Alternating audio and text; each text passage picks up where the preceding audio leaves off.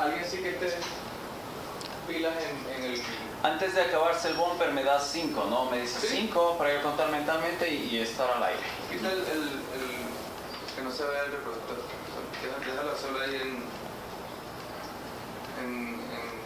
exacto. Que no se vean los controles abajo. ¿Con qué cámara empezamos? Con la de allá, ¿verdad? Con la general. Perfecto.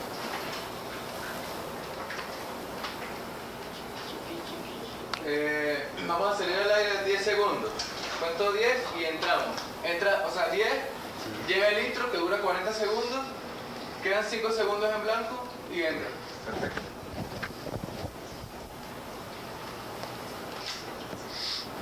¿Cómo? Tú vas a...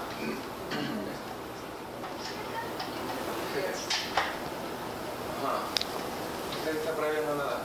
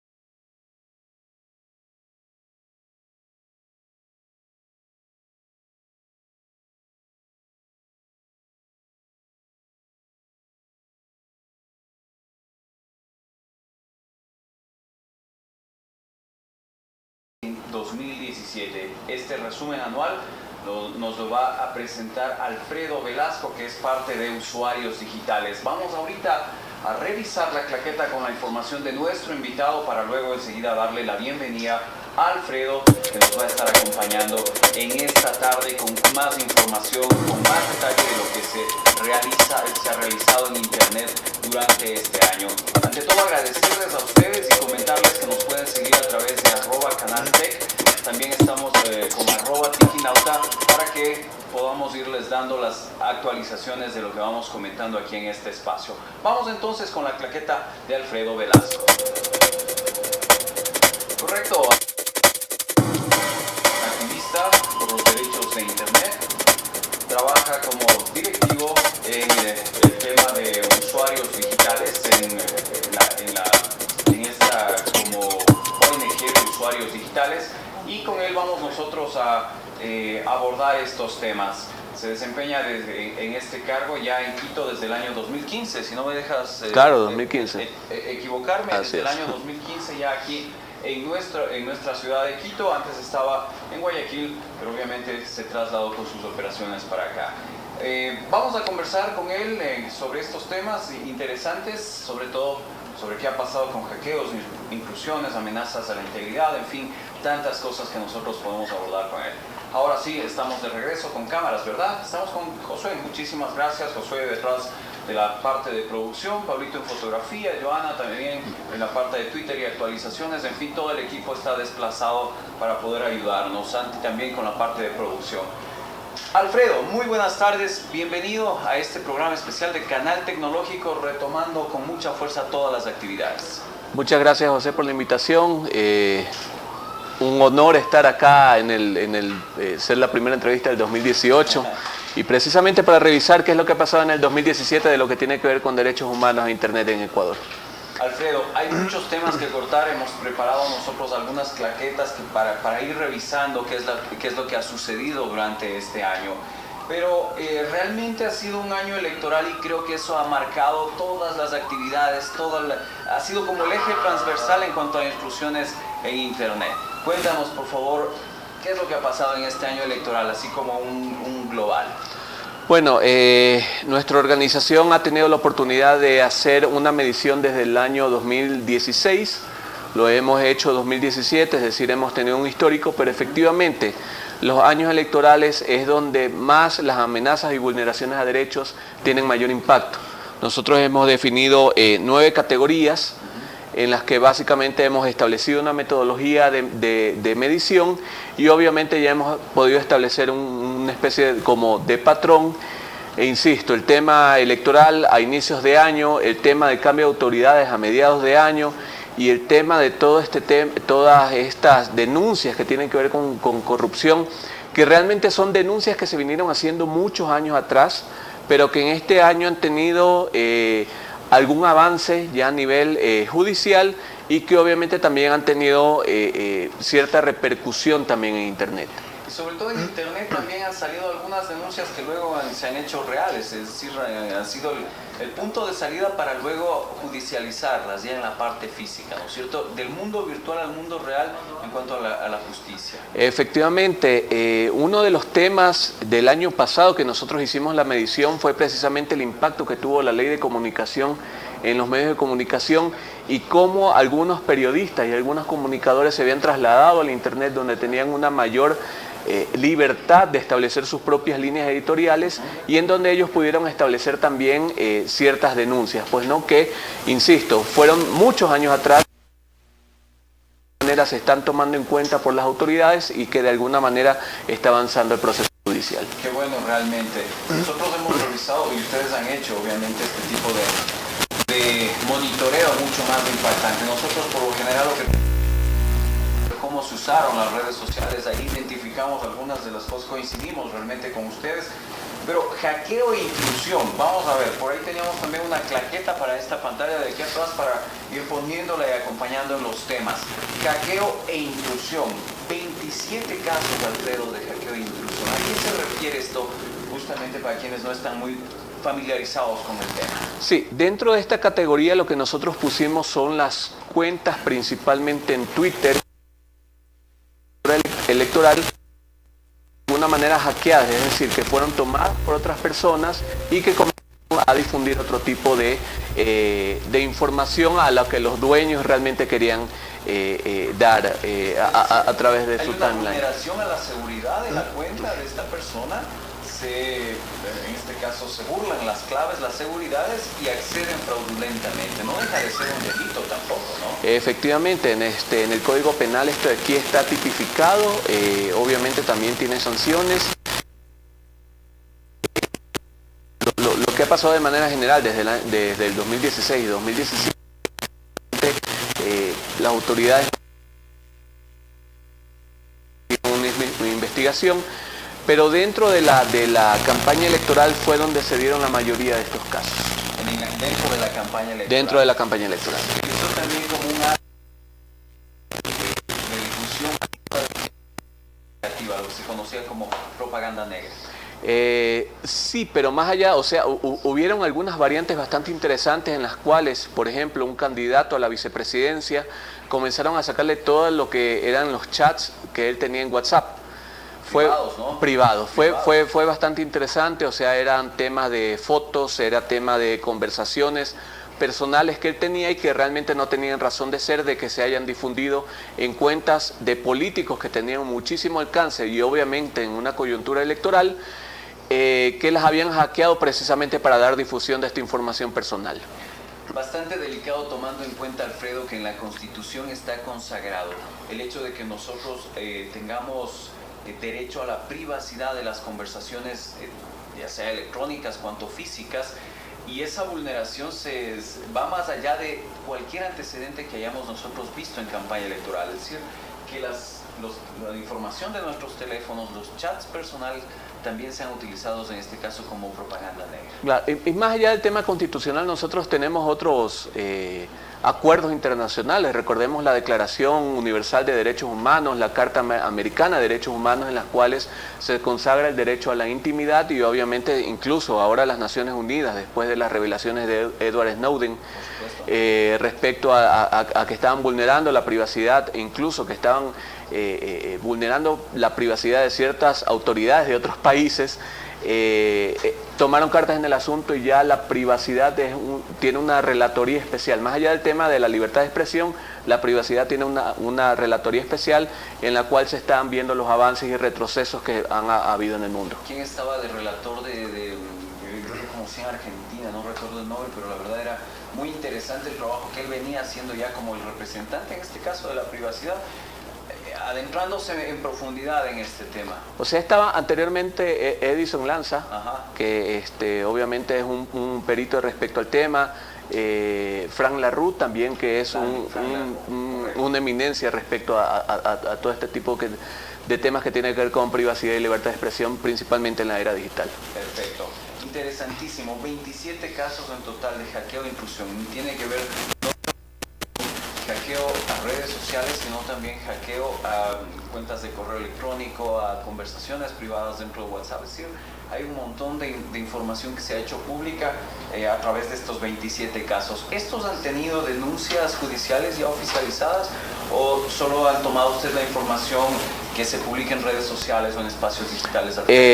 Vimos algunos casos de denuncias judicializadas, lastimosamente, tampoco no podemos seguir todos los casos y todos los avances, pero lo que nos llama sobre todo bastante la atención es el silencio de las autoridades.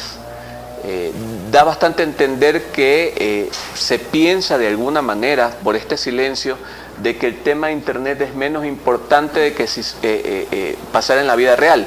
El tema de la intrusión de la información es más o menos como que si se metan a tu casa, a meter al archivero, a rebuscar una carpeta y a sacártela e irse con esa información. Es exactamente lo mismo. Esa información y te la publican y te la publican, exactamente. Y tiene la misma sensibilidad y realmente el mismo o mayor impacto por la amplificación que tiene en los espacios digitales, Alfredo. Exactamente. Grave realmente, grave que no tengamos ese pronunciamiento y sobre todo que de alguna forma no se establezcan políticas más fuertes, sobre todo para buscar responsables, porque de lo que sabemos durante la campaña electoral no ha habido denuncias sobre lo que ha sucedido, ¿verdad? Hubieron denuncias respecto, sí, habían puesto denuncias. Hasta ahora no hemos visto algún avance, al menos que se haya hecho público, pero insisto, o sea, las autoridades en ese momento, autoridades no solamente hablando de fiscalía que tenían que hacer la investigación, sino también autoridades electorales, porque recordemos que eso se dio en una coyuntura con un candidato. Y obviamente era un tema también en las cuales las autoridades electorales debieran haberse manifestado. Totalmente de acuerdo realmente, Alfredo, con las palabras de Alfredo y sobre todo con el trabajo que han venido realizando, que pone en evidencia una falta de fuerza y de voluntad política también para impulsar a que existan políticas más fuertes en cuanto a la ciberseguridad de los ciudadanos. Amenazas a la integridad es otra de las líneas que ustedes han investigado. Vamos a ver si Santiago hoy nos puede ayudar colocando también la claqueta en la parte de atrás de amenazas en la integridad, con la cual nosotros vamos a poder de alguna forma ir visualizando el tema del cual estamos abordando. Amenazas a la integridad, 18 casos, Alfredo. ¿A qué hacen referencia el tema de amenazas a la integridad? Bueno, nuevamente volvemos a la coyuntura política, pero aquí realmente se parte en dos, por decirlo así, el tema de los casos.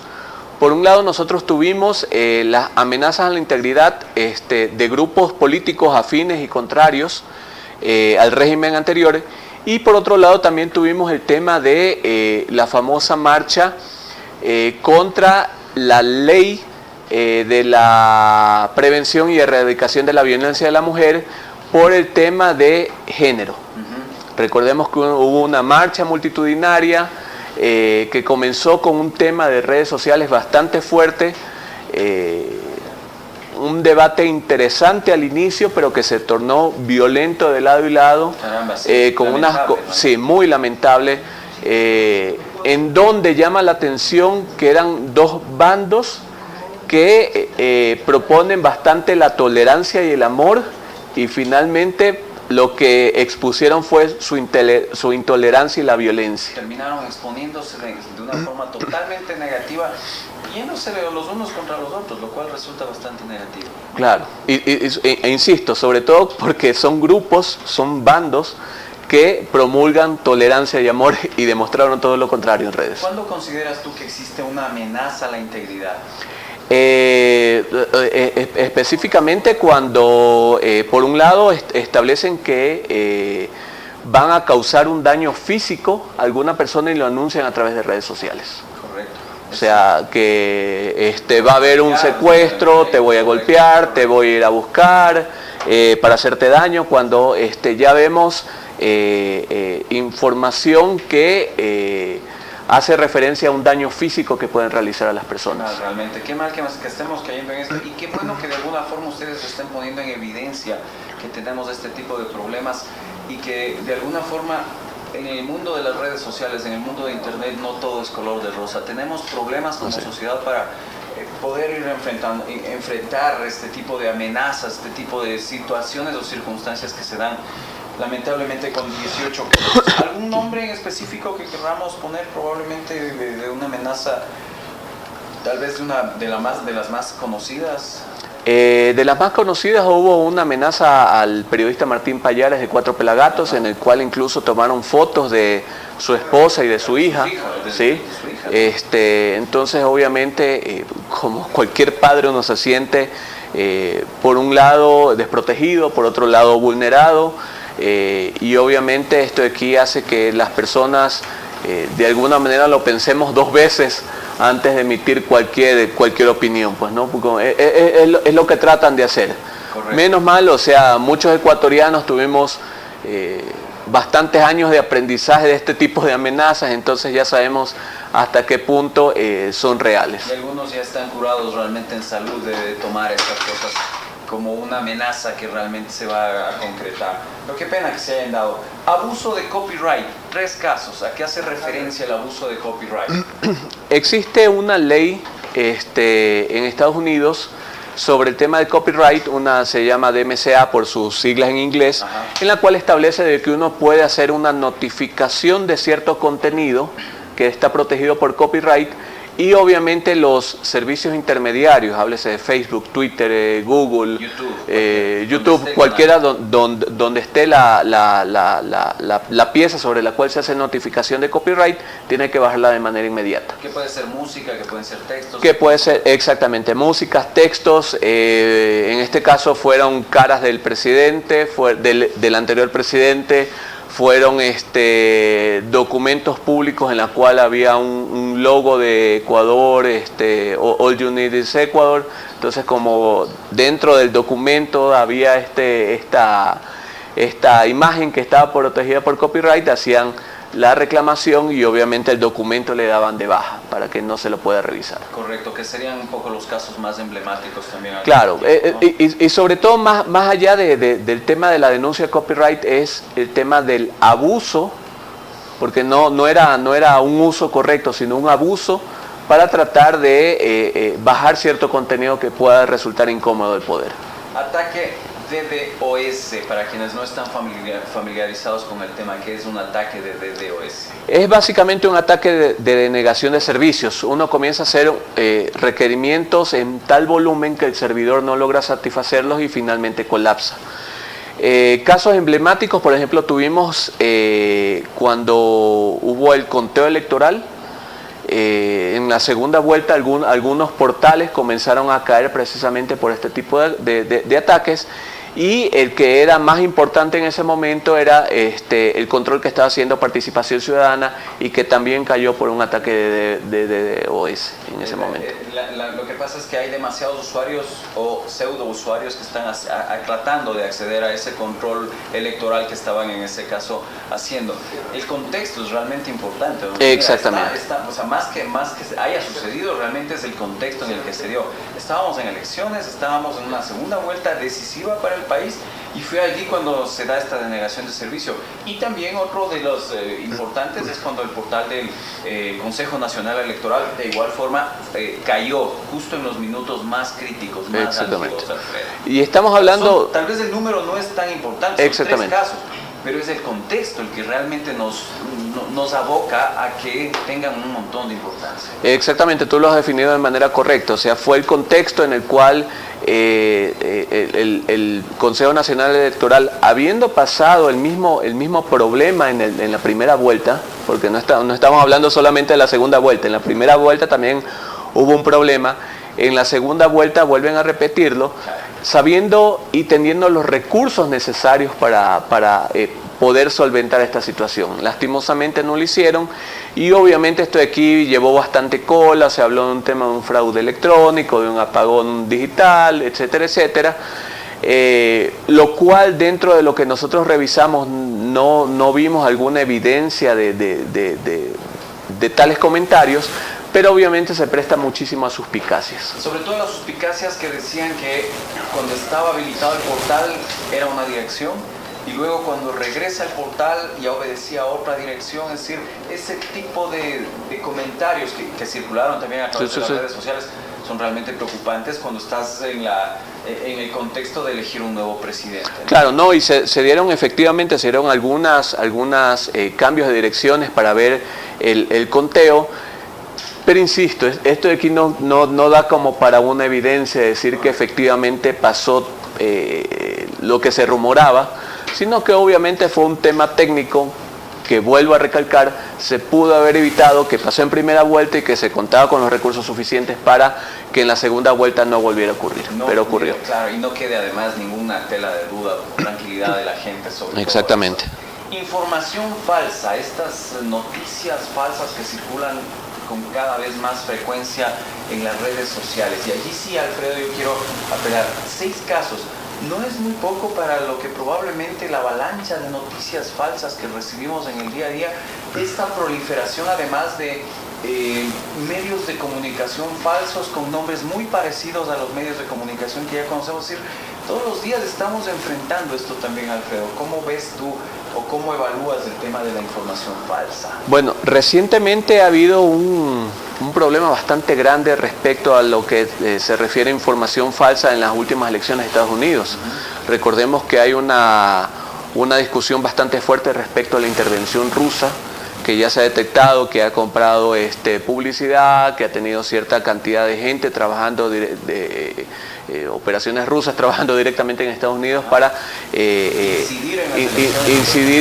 incidir de alguna manera dentro de lo que son elecciones. O sea, es algo que ya nosotros lo habíamos venido viviendo. Lastimosamente no solamente en Ecuador, recordemos el caso de China, el caso de Vietnam hace poco, los famosos Peñabots que hacían referencia, y que obviamente lastimosamente Ecuador no es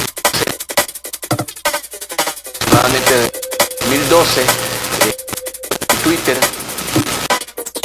desde el 2007, entonces vi antes una gran cantidad de usuarios que se llaman huevitos, porque el avatar era básicamente un huevito, no tenían avatar, no tenían caras, o tenían una línea discursiva bastante alineada, pues no, a favor de cierta personaje y en contra de todo lo que digan lo contrario de lo que decía este personaje. Entonces era bastante extraño, y obviamente comenzaron a saltar cierto tipo de información. Recordemos, hace la Universidad de Estados Unidos también sacó un reporte de troll centers, ya diciéndolo con todas las palabras, las letras de la palabra, operaban desde ciertas agencias gubernamentales en el gobierno anterior. Hubieron muchas denuncias, hubo incluso... Lo ¿sí? extraño es que no se debe comprobar fehacientemente. Han existido incluso reportajes televisivos en donde decía, aquí funciona el troll center, o fotografías que circulaban, pero nada en concreto. Es decir, nunca se investigó en profundidad como para saber si es que esta alteración de la realidad que nosotros vivimos a través de estos troll centers realmente sabemos que existe, pero no se ha llegado. Bueno, tuvimos, a ver, el tema es que la línea discursiva desde el poder era de que muéstreme una factura que diga por servicios de troll center y ahí les creemos. O sea, nadie va a hacer una factura por servicios de troll center, pues no. Entonces obviamente ellos querían ese tipo de pruebas. Pero tuvimos un caso bastante especial de una agencia publicitaria que uno de los dueños o uno de los accionistas era uno de los altos funcionarios del gobierno anterior, en el cual, como dicen los abogados, a confesión de parte de relevo de pruebas, dijo sí, o sea, efectivamente nosotros hicimos esa página para estar atacando a la oposición. Entonces, una de estas agencias que fue representante acá en Twitter, que vendía la publicidad con montos de $5.000, de no menos de $5.000, que ganó algunos contratos con el Estado, que uno hace poco de turismo de $8 millones por el tema turístico, para dar promoción turística a través de redes. Entonces, o sea, el director admitió que lo estaban haciendo. Obviamente sin tener la factura que diga por servicios de Troll Center, pero lo estaban haciendo. Entonces han habido muchos casos, efectivamente, como tú bien estableces, o sea, fotos, documentación, etcétera. Incluso circuló una documentación en la cual se daba un reporte a la SENAIN de la cantidad de cuentas que habían sido creadas por un tal señor Armendáriz sí, exactamente, o sea, obviamente no decía la palabra cuentas troll, pero era bastante parecido. No es que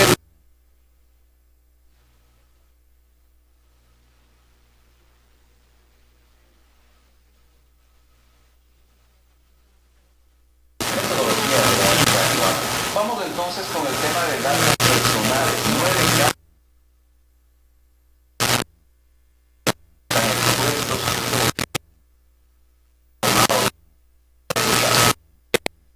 tenemos un caso icónico, bueno, que no fue el año pasado, sino el 2016, recordemos la famosa cuenta Cruz Ecuador, en la cual era un personaje que querían permanecer, utilizaba bastante el tema de sátira, y que el presidente en aquel entonces pidió a todos los tuiteros de que le den datos personales de este malcriado, a ver si están validando quién es, etcétera, etcétera. Y obviamente fue bastante recurrente el expresidente Correa en la información personal de gente que realmente no estaba cometiendo un delito, sino que quería guardar su privacidad, quería guardar su anonimato y dar opiniones anónimas, que no es delito y es bastante legítimo. En su derecho de exactamente. Anonimato de internet, como un elemento más de la libertad de expresión. Totalmente. Entonces, realmente esos casos llamaron bastante la atención, en los cuales el expresidente pedía información y datos personales de los tuiteros. Vendrían a ser similares, ¿no? Casos en donde se expusieron a tuiteros, en donde de alguna forma también se vulneró ese derecho al anonimato como parte del internet. Legislación amenazante.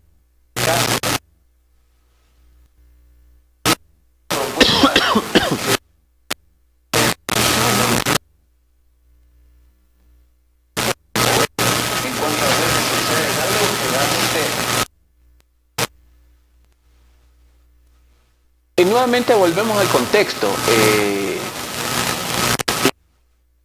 Las leyes o las políticas públicas cuando hay un partido de fútbol de la selección, cuando hay un clásico del astillero o cuando es un feriado. O sea, las leyes... O antes de un feriado, una cuestión así. Entonces, recordemos en el contexto que esto se dio, el presidente mandó a entregar este proyecto de ley un día antes de salir, el 23 de mayo, el 24 de mayo, el cambio de presidente, y lo atendieron a la persona que fue a entregar a las 8 de la noche. O sea, a mí, como ciudadano para atenderme, o sea, tengo que hacer cita y rogar y todo lo demás, aunque es la casa de todos, de puertas abiertas, etcétera, etcétera. O sea, hay que gestionar una serie de protocolos, pero ahí estamos viendo de que para ciertas personas sí trabajan horas extras. En todo caso, fue recibido este proyecto de ley a las 8 de la noche del 23 de mayo, frente a un cambio de presidente. Obviamente la gente estaba más con el chip de cambio de presidente, comenzó a circular este tipo de información y todavía no lo habían subido al sistema de la Asamblea, es decir, uno ni siquiera podía confirmar que existía este proyecto de ley hasta muchas horas después. Entonces, volvemos al contexto de todo este tipo de que de alguna manera querían regular el tema de discriminación y odio en redes sociales, en la cual les querían poner multa a los intermediarios, Facebook, Twitter, Google, que son de los mayores participantes. Pero también a los usuarios de igual No, forma. a los usuarios no, iba más encaminado al tema de los intermediarios. Ponerles multa, que les pasen reportes y una serie de cuestiones burocráticas más. Se apalancó, se fundamentó bastante esta ley en la actual ley alemana que entró en funcionamiento el 1 de enero, que precisamente trata de ver el tema de odio y discriminación, pero ellos obviamente tienen un contexto diferente, que es el tema terrorismo. Claro, o sea, por supuesto. Este proyecto de ley se lanzó después de algunos ataques terroristas de verdad, o sea, no... Realmente van en función de prevenir ese Claro, tipo de no cosas, porque hagas un paro o una manifestación. Lastimosamente aquí de alguna manera se decía que eran terroristas los que se manifestaban o cerraban calles o tenían fotos del Che Guevara o cuestiones por el estilo. Allá sí eran ataques terroristas con daños, con heridos, con muertos. Civiles inocentes, pues no, pero acá se trató de hacer algo bastante interesante, algo bastante similar en un contexto totalmente distinto. Ese ahí fue el caso más icónico. Tuvimos la aprobación del Código Ingenios, que es realmente amenazante porque permite dar de baja un sitio web por una infracción de copyright. Es decir, si la... Es bastante grave, es decir, por último, que sea un llamado de atención, que se busquen mecanismos de qué sé yo, de mover eso que tiene copyright, pero no de una que tiene exactamente, si se establecían allí castigos excesivos a mi modo de ver realmente. Y que lastimosamente fueron aprobados, o sea, obviamente este Código Ingenios, muchos activistas afines al gobierno anterior decían que era la panacea, pero lastimosamente tenía algunas cosas bastante interesantes, y dentro de estas cosas interesantes nos metieron esta amenaza realmente a la libertad de expresión. Y de ahí algunas otras expresiones desde el poder. Recordemos el ahora ex vicepresidente que estuvo de vacaciones en la cárcel sin funciones. Hablaba también sobre una legislación contra el tema del anonimato, y hace pocos días la asambleísta Viviana Bonilla volvió a hablar respecto al tema de regular las redes sociales, hablar contra el anonimato, porque se publicó una foto de una asambleísta afín al partido de ella, que estaba dormida en plena oficina. En plena oficina. Realmente sí. A los confines del mundo, y sobre todo los ecuatorianos, ver este tipo de actitudes de nuestros asambleístas. Entonces, claro, no sé qué tan positivo puede ser regular cuando más bien esa es fiscalización de la Exactamente. gente. Es decir, usted fue electa para trabajar, no para dormir, y perdóneme, con la investidura que tiene, más bien aproveche, haga algo. Claro, si está cansada, pida permiso. Pida pues, permiso, ¿no? que sube el alterno, y que si él quiere trabajar, pues que lo haga. Políticas de red social, 24 casos, Alfredo. Sí, nuevamente, al igual que las leyes de copyright, hubieron también abuso de políticas de redes sociales. Estamos hablando de que, por ejemplo, tanto Facebook como Twitter como Google tienen normas en las cuales dicen: si tú violas estas políticas, obviamente vas a tener sanciones, suspensión de la cuenta, o te la van a anular, etcétera, etcétera. Hubieron muchos casos en los cuales, y casos bastante interesantes respecto al candidato, al presidente actual. Cuando era candidato a presidente, hubieron muchos bloqueos de cuentas porque comenzaron a publicar la información tributaria que tenía el entonces candidato actual presidente. Entonces dieron de baja algunas cuentas. Obviamente se habló con Twitter, que era información pública la que se estaba circulando. pudieron subir algunas cuentas, pero otras no. Entonces, claro, pero no era ningún delito, es decir, es información que tú no, SRI está ahí. claro, sobre todo nos estaban violando las políticas públicas de estas mismas redes sociales. Y esto aquí se les dijo a Twitter principalmente, donde hubieron mayores de este tipo de ataques, y obviamente se dieron cuenta de que estaban abusando de las políticas públicas propias de ellas para dar de baja contenido. Correcto, que es un problema que lo hemos visto durante 24 casos, y especialmente en el tema de elecciones o denuncias también de corrupción. Muchas veces ese tipo de información que puede ser sensible para muchos, empiezan a denunciar a la cuenta como falsa o como que están enviando información que puede ser o que rompa las políticas, y aprovechan justo eso para bloquear estas cuentas, para que no siga circulando esa información realmente. Procesos judiciales, 7 casos, y aquí yo recuerdo algunos que se han instaurado por gente que ha tenido opiniones diversas en Facebook, y a través de esas opiniones pues ha seguido un proceso judicial y terminan pues llevando lo que salió en redes sociales como un proceso de calumnias, en fin, tantas alternativas que se han establecido. Cuéntame, Alfredo. 7 casos. Sí, ¿no? aquí tuvimos, podría nombrarte 2 casos que son bastante interesantes. Uno que fueron algunos casos de miembros de las Fuerzas Armadas que compartieron un meme en Facebook y le siguieron todo un proceso, en este caso dentro de las Fuerzas Armadas. A través de sus cuentas privadas. A través de sus cuentas personales. Sí, a través de sus cuentas personales, un meme les pareció interesante, que obviamente no aplaudía al gobierno anterior, y como no aplaudía al gobierno anterior, les siguieron este tipo de causas. Otro caso bastante interesante fue el que siguió el actual alcalde de Loja contra una concejala que actualmente es asambleísta, en el cual en un tuit ella le decía, si mal no recuerdo, le decía ladrón. Él pidió que obviamente le sustentara esta afirmación. Yo no lo pudo hacer, y obviamente fue un tema de... Fue sentenciada. Fue sentenciada, estuvo en cárcel, exactamente. Estuvo en cárcel 30 o 15, no recuerdo. 15 días. 15 días estuvo. A 30 días fue sentenciado este activista en Cuenca también. Exactamente. Al denunciar el tema de Carlos Marx Carrasco, diciendo que su familia estaba un poco apadrinada por él y todo. Tampoco lo pudo demostrar. 15 días de prisión, es decir... Este año hemos tenido antecedentes en cuanto a judicialización, pero en condenas también, Alfredo. Sí. Eso es lo interesante. Efectivamente. Ahora, el tema, lo que nosotros siempre hablamos es de que debe haber una proporcionalidad, por un lado. O sea, merecía realmente 15 días de cárcel una persona, aunque le sigan un proceso por expresiones que pueda decir en redes sociales. ¿Estaba bien al cometer calumnia de que sea metida a la cárcel? ¿Lo podemos hacer todos o solamente lo pueden hacer desde el poder, seguir procesos judiciales? Es decir, si a mí me calumnian o si a ti te calumnian... No necesariamente como funcionario público. Exactamente. Correcto. Tú puedes hacer el mismo proceso, la justicia va a tener la misma celeridad para castigar a quienes te calumnien a ti. No lo sé, la verdad. Me dejas muchas dudas en el aire. En mi caso yo estoy 100% seguro que no.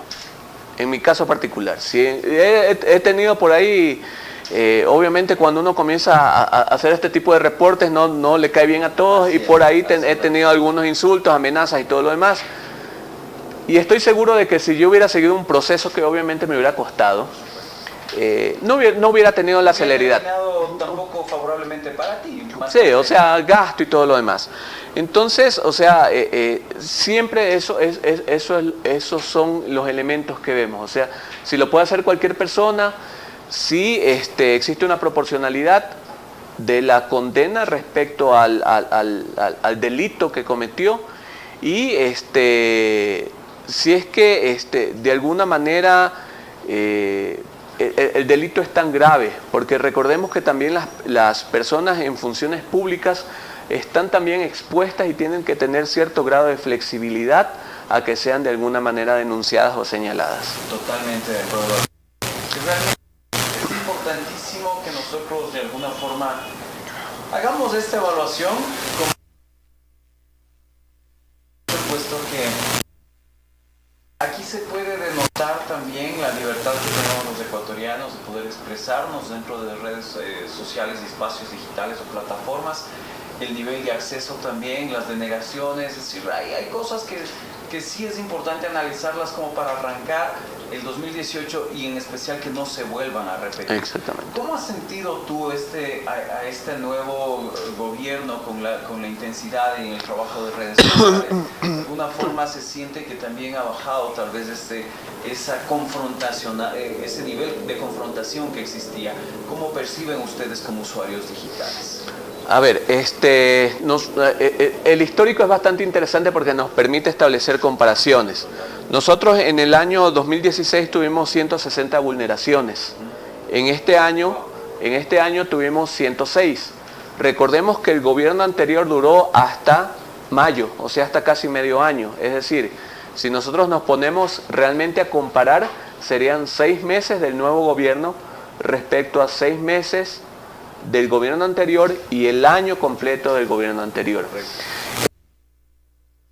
De primera, la observación que hacemos es que tuvimos en el 2000 bajó.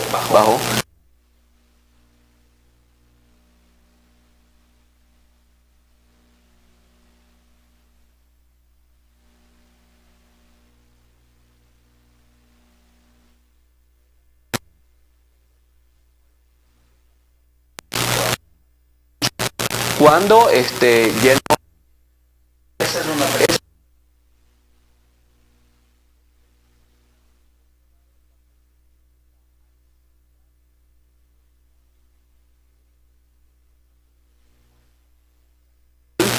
también bajaron muy sustancialmente.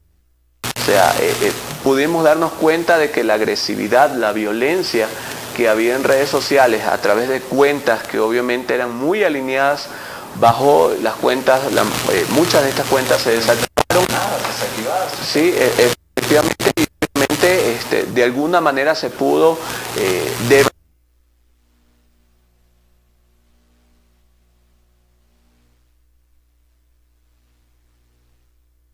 Política de manos abiertas, de un poco más de tolerancia, creo que se está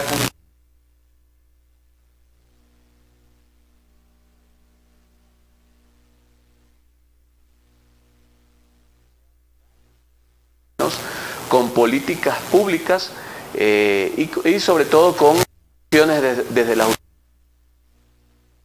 delitos, que este tipo de vulneraciones no quede en nada, sino que las autoridades ya comiencen a investigar, que se den cuenta que los derechos tienen que ser garantizados tanto offline como online. totalmente de acuerdo. Realmente toda la información que nos brinda es valiosa y lo mejor de todo es que podemos conversar aquí todo el tiempo del mundo sin atarnos a horarios, simplemente el horario de transmisión, la democratización que nos permite a nosotros un corte comercial sin auspiciantes que de alguna forma puedan condicionar el contenido de lo que vamos a hablar o decir pues no es bienvenido a nuestro programa. Creo que eso no va a suceder ventajosamente y esa posibilidad ventajosamente la tenemos justo para hablar de derechos de internet, que es lo que estamos haciendo en este momento. Valiosísima la información, realmente es un aplauso, un adelante en lo que viene haciendo usuarios digitales, sobre todo porque nos permite de alguna forma visibilizar qué es lo que pasa en el Estado de Derecho de Internet en el Ecuador. Alfredo, queremos agradecerte una vez más tu presencia aquí. Por supuesto, no será la última vez que estés invitado. Realmente Muchas gracias. En 2018 podríamos ir haciendo evaluaciones trimestrales, semestrales, para que más gente pueda conocer y difundir sobre todo cómo está el Estado de Derecho en Internet, Alfredo. Muchísimas gracias, José. Estaremos por aquí entonces muy pronto. Por supuesto, y hasta la próxima para poder seguir evaluando. Les cuento que teníamos nosotros un poco de contenidos para poder comentarles a ustedes, sobre todo qué ha pasado en el 2018 en los avances tecnológicos. el desarrollo de las pantallas flexibles que está a un paso, el tema del iPhone X que fue lanzado en los últimos meses y que recién está disponible, desbloqueado también para que la gente lo pueda comprar, no solo atado a las operadoras, el salto de la realidad virtual a la realidad aumentada también, pero sobre todo esta realidad en la que convive lo real y sobre todo las imágenes y las... hace pocos días en Nueva York tuve la oportunidad de probar un Oculus, ya les subo el video también ahí a Facebook y también a Twitter para que puedan ver un poco cómo está funcionando esto y hacia dónde está yendo esto de los videojuegos. La inteligencia artificial, por supuesto, con las máquinas que ahora también ya pueden dialogar entre ellas, y el temor que existe. Experimento hace algunos meses en el cual dos máquinas con inteligencia artificial empezaron a hablar, y les di un poco de recelo, puesto que a las pocas horas ellas ya habían inventado un metalenguaje, un lenguaje que solo ellas lo entendían y con el cual obviamente los humanos dejamos de entenderlas, así que resulta muy interesante ese análisis. El cable submarino también para Galápagos, qué es lo que está pasando también con estos temas de comunicación, telecomunicaciones, software, hardware, en fin, y sobre todo la parte de internet. Queremos agradecerles a ustedes por acompañarnos en este primer programa, sobre todo agradecer al equipo que ha puesto todo el empeño para que salgan las cosas bien, y bueno, pues si no salieron, pues hay que seguir adelante, tenemos que seguir mejorando los aspectos que probablemente nos faltan por mejorar para que este sea realmente un producto de calidad. El único programa que se dedica al tema tecnológico y de telecomunicaciones en nuestro país, y por supuesto realmente seguir trabajando para difundir estos temas. Alfredo, muchísimas gracias. Muchísimas gracias. Amigos, gracias a ustedes y hasta una próxima oportunidad. La próxima semana, miércoles en la tarde, de acuerdo al horario de nuestros invitados, estaremos al aire. Gracias, soy José Rivera Costales, @TikiJRC, @Tikinauta, @Canaltech. No son cuentas troll, son cuentas totalmente válidas con las que nosotros trabajamos. Gracias amigos, y hasta la próxima.